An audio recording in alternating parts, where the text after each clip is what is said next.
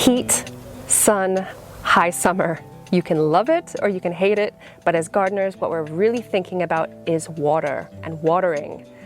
Now, native plants and shrubs and trees and grass, things that are hardy and are planted directly into the ground, they should be fine. None will need watering right now, unless you've just planted it.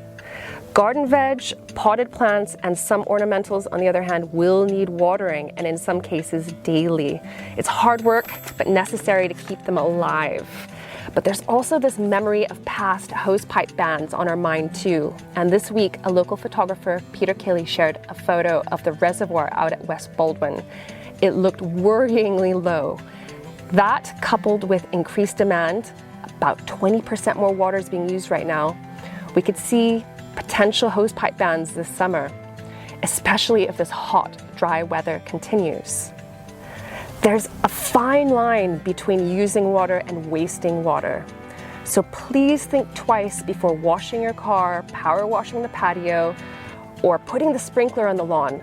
Tasks that could probably wait or are unnecessary. But there are some tips for out in the garden on watering wisely that I'd like to share as well. If you grow plants in pots or containers, you need to be watering them every day now.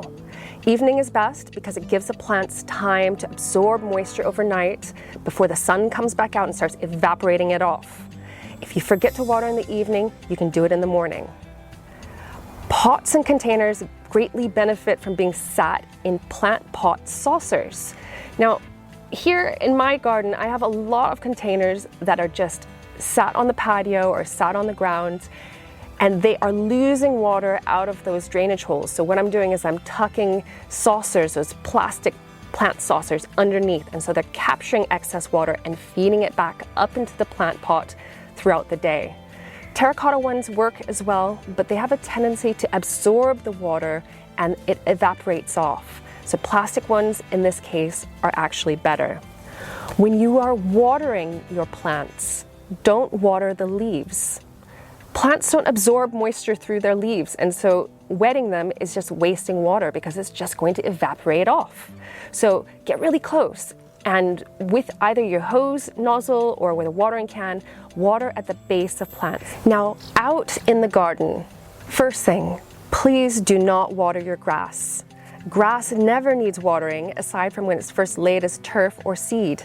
And it might look a little bit dry right now, but don't worry, grass is extremely resilient and will be lush and green as soon as it starts raining again.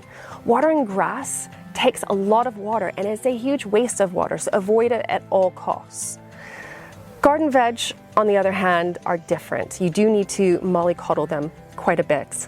So when you're watering in the veg patch, do think about watering in the evening or morning too, so that they get the most benefit of that moisture.